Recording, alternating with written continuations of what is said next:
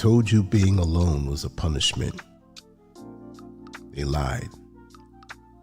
Somewhere along the way, silence became something to fear, and empty rooms became something to escape. You were taught that loneliness meant something was wrong with you, that isolation was proof of failure, and that being alone meant you were missing out on life.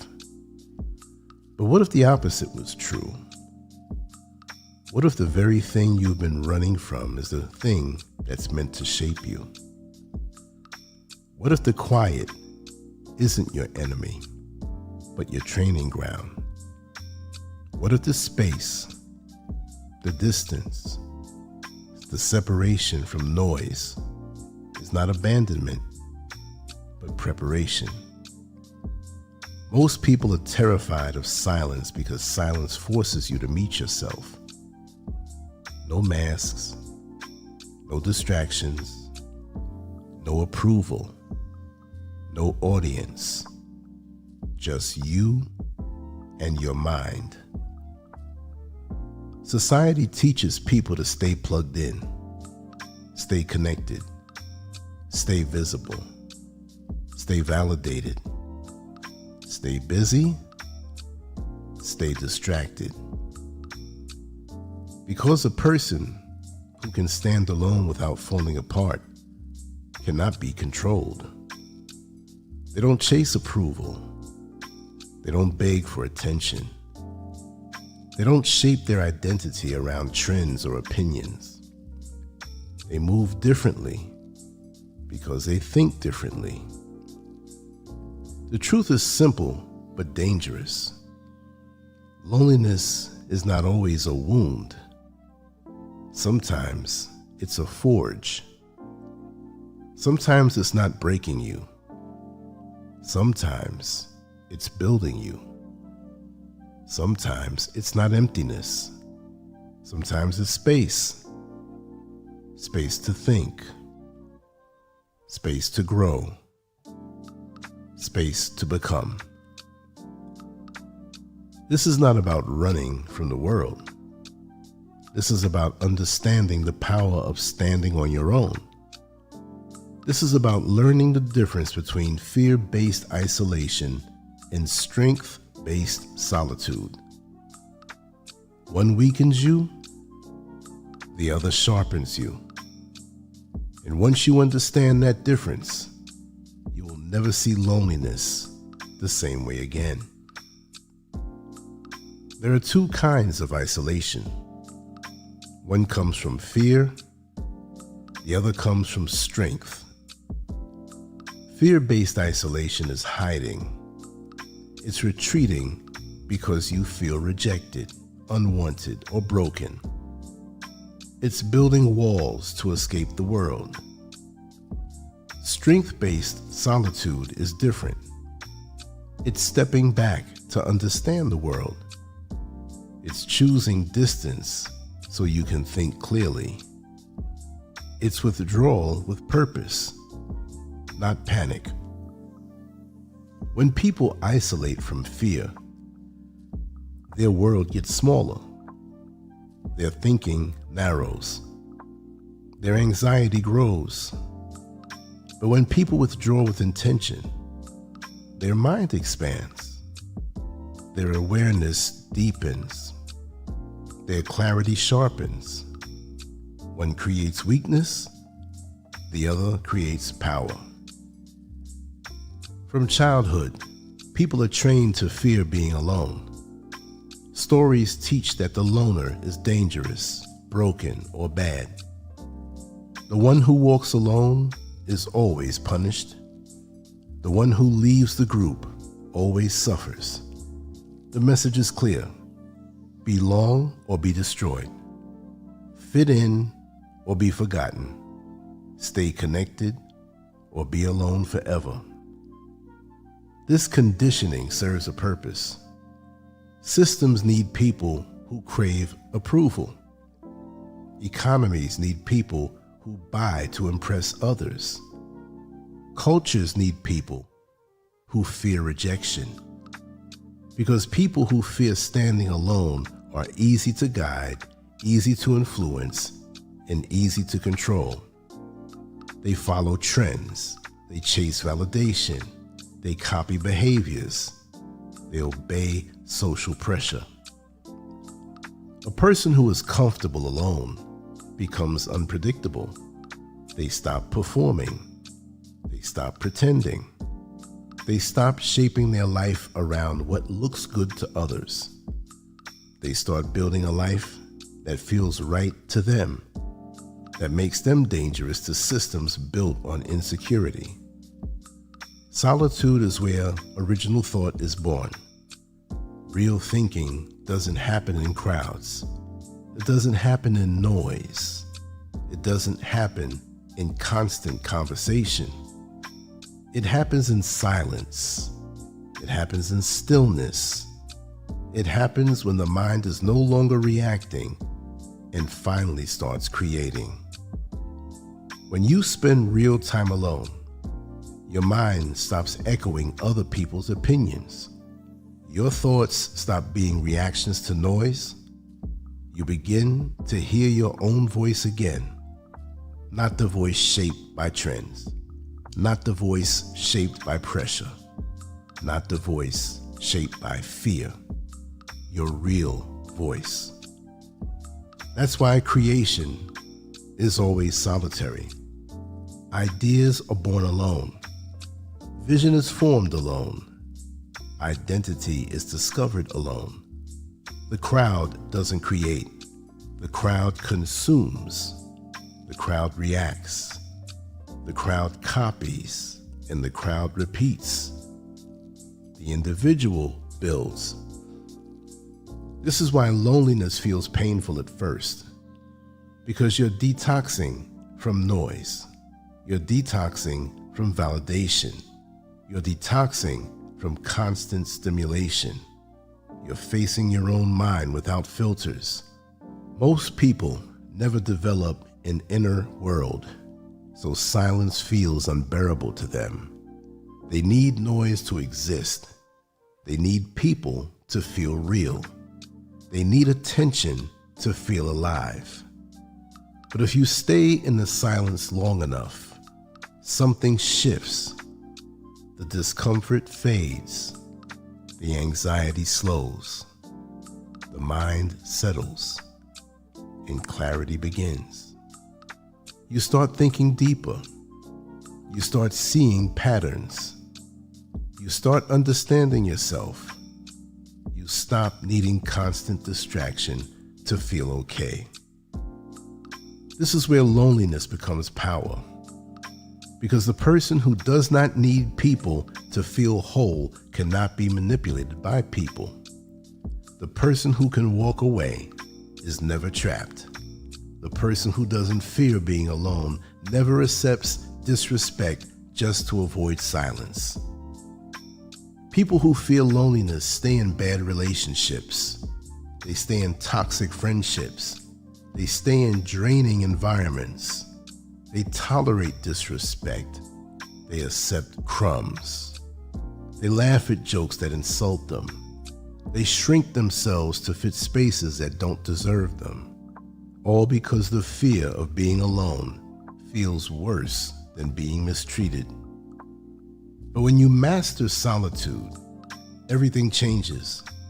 You stop negotiating from fear. You stop begging for space in people's lives. You stop chasing attention. You stop settling. You stop clinging. You choose instead of tolerate. You walk away instead of endure. You observe instead of react. This changes your relationships completely. You stop connecting from need and start connecting from choice. You stop building bonds from fear and start building them from strength. You stop seeking validation and start offering presence. And something strange happens. People begin to feel your energy differently, not because you're trying to attract them, but because you're not trying. Neediness repels. Wholeness attracts. Desperation pushes people away. Self-sufficiency pulls them in. This is not manipulation. It's psychology. People are drawn to stability. People feel safe around grounded energy. People respect independence. People sense when someone doesn't need them to survive, and that changes the power dynamic instantly. Now the deeper transformation begins. Solitude doesn't just change how you relate to others, it changes how you relate to yourself. The first stage is acceptance. You stop treating being alone like a problem. You stop calling it a flaw. You stop labeling it as failure. You stop trying to escape it. You begin to see it as space. Space to think. Space to heal. Space to grow. Space to build. The second stage is confrontation. In silence, you meet the parts of yourself you've avoided. Fears, regrets, anger, shame, insecurity, and doubt. This is where most people run back to the noise, because self-awareness is uncomfortable. But this discomfort is where growth lives. Third stage is integration. You stop denying those parts of yourself. You stop pretending you're only light. You accept your darkness, your flaws, your contradictions. And in accepting them, they lose control over you. The fourth stage is construction. You begin building yourself deliberately, not based on trends, not based on approval, not based on expectations, but based on values, discipline, vision, purpose, and identity. This is sovereignty, not ruling others, but ruling yourself. Emotional control, mental clarity, psychological independence, internal stability. At this point, loneliness is no longer loneliness. It becomes solitude, and solitude becomes strength. Now, solitude becomes strategy. You create structure in your alone time. You build rituals. You develop routines. You turn isolation into production instead of rumination. You write, you train, you study, you build, you improve, and ultimately, you grow. You develop an inner world that is rich, active, and alive. Your mind becomes a place you enjoy being instead of a place you escape from. Silence becomes peace instead of punishment. You also build evidence of your growth. You track progress. You document development. You create proof that your isolation is producing results. This keeps you grounded and focused instead of lost in thought. And when you return to social spaces, you return different. Not louder, not needier, not desperate, but calmer, sharper, clearer, more stable, more grounded. People feel it, they sense it, they respond to it.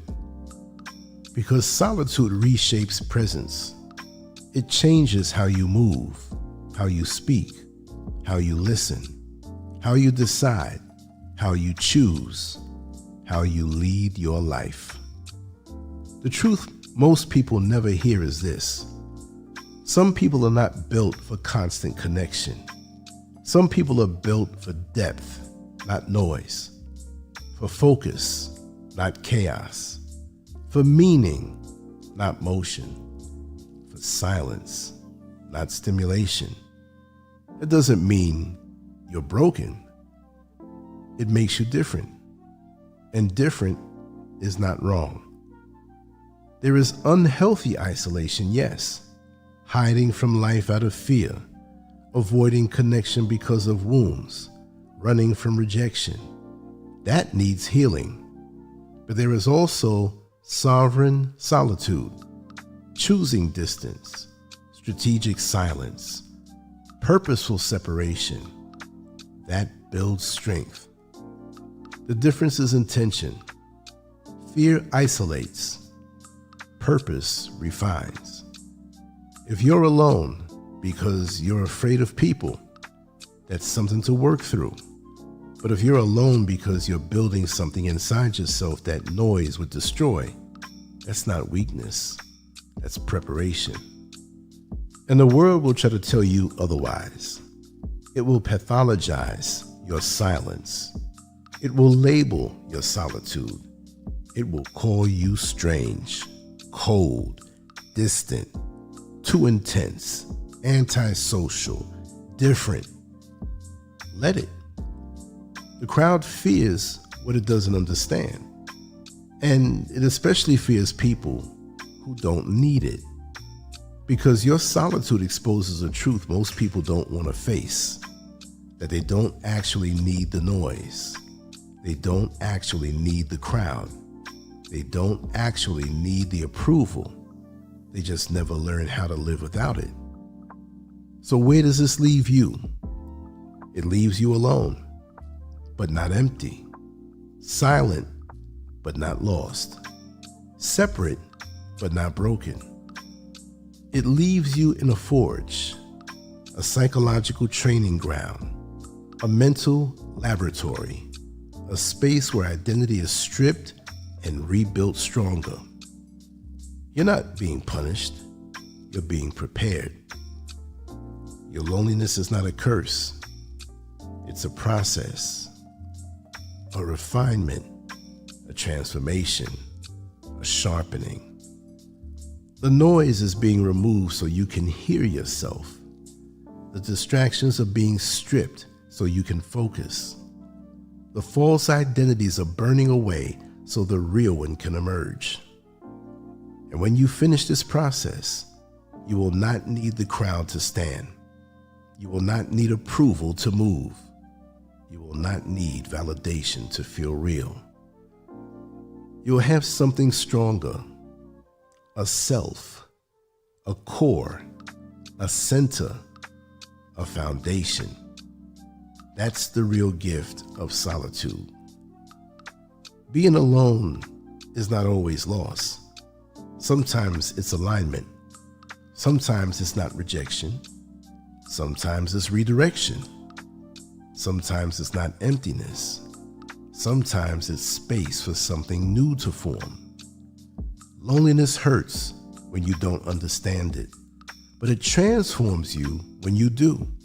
It stops being a wound and becomes a tool. It stops being a weakness and becomes a weapon. The silence you fear is shaping you.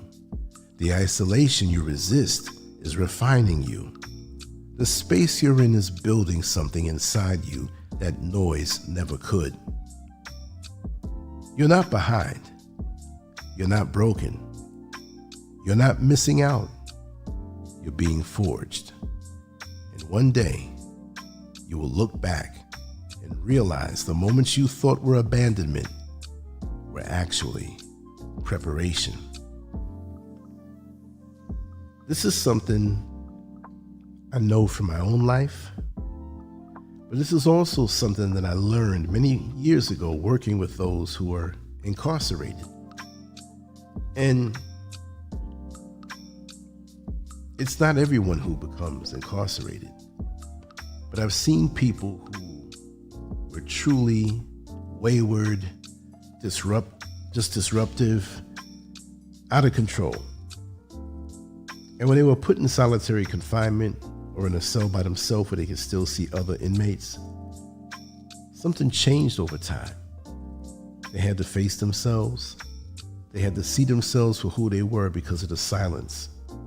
And what many people thought was a punishment of an isolation set them free.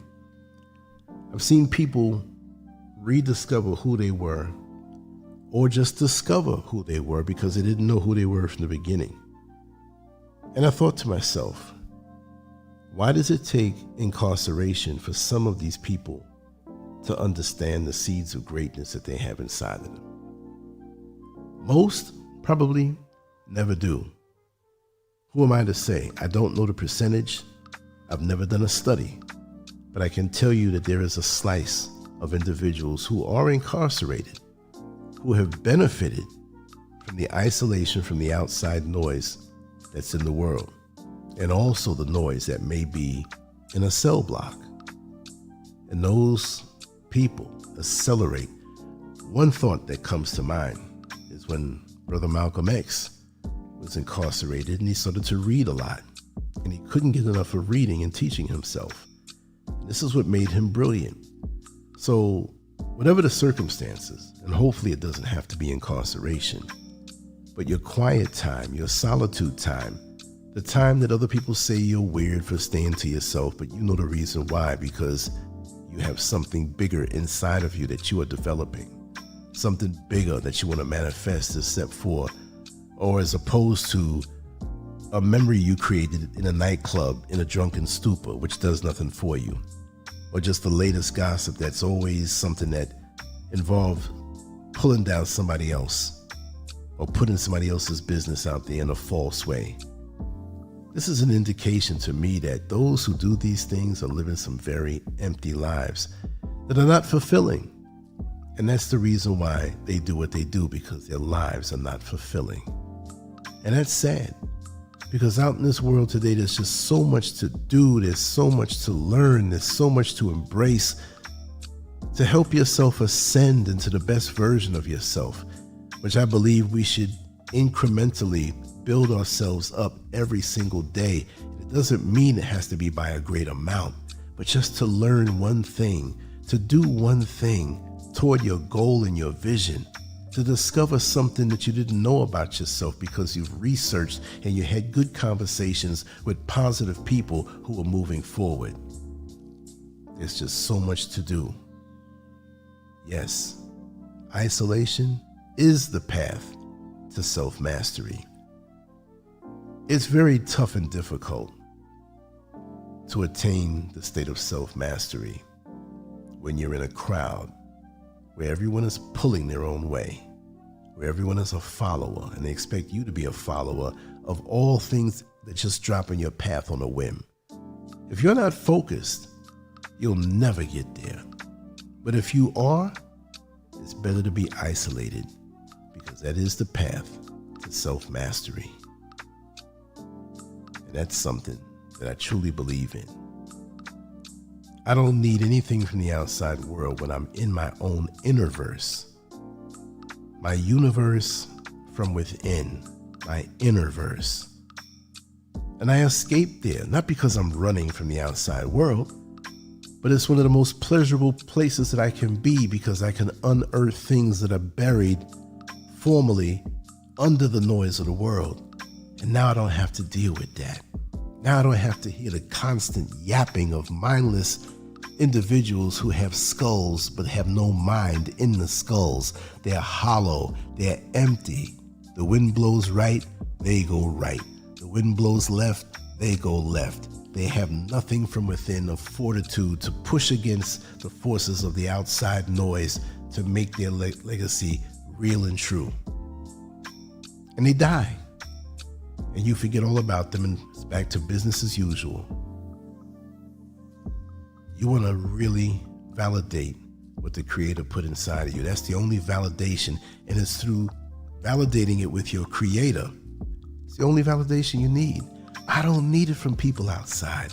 I don't have to convince people as to what I'm about.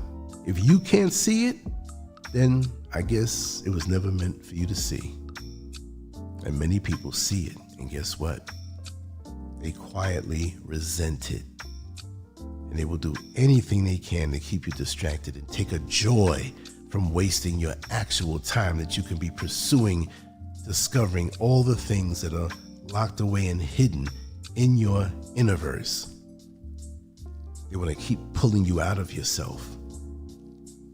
They call it meditation. I'll accept that. But it's deeper than that. It's being connected with yourself. And that's effortless when you remove the noise from around you. But in this world, our minds are constantly bombarded. We hold our phones in our hand. Wonderful tools of technology that have taken a twisted path to separating ourselves from real thought, real self-mastery. We just mindlessly scroll and just stare at things as it comes randomly. We throw posts at each other and send things to each other. Just pick stuff and throw it, no matter what it is, just this and that and all these different things.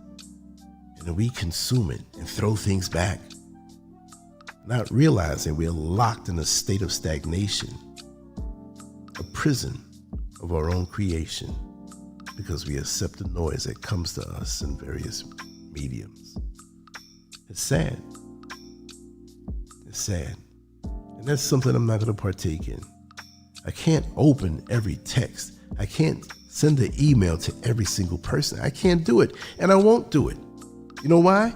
Because I won't be able to do anything with my day. I'll look around and all I did was react. It's like playing handball. It's like playing table tennis. You're just hitting something back, back and forth. And what is it doing for you? Nothing.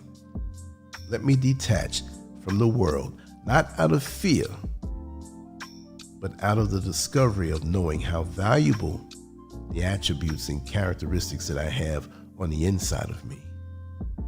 And when it's dusted off and honed and created and embellished, I will present it to the world. And that will be a gift, because that will be me and my higher self.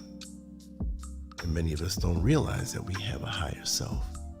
And that's something that I'm striving for now in this phase of my life. And it's a beautiful thing. It's a beautiful thing. Anyway, I hope you enjoyed this particular episode and brought you to a state of mind where you're elevated. You learned something, share it with me. I learned something, I'll share it with you. It's those divine revelations and realizations that have us helping each other to become better people. Because if people are around you and they're not helping you to get better, then what good are they? They're only bringing you down. So I hope you enjoyed it, share it, and know that I love you all. I'm going to go now and work on a few other things, and I'm going to work on this cold that has been trying to take my voice away from me, but I'm determined. Anyway, much love to you all. Scurv out. Peace.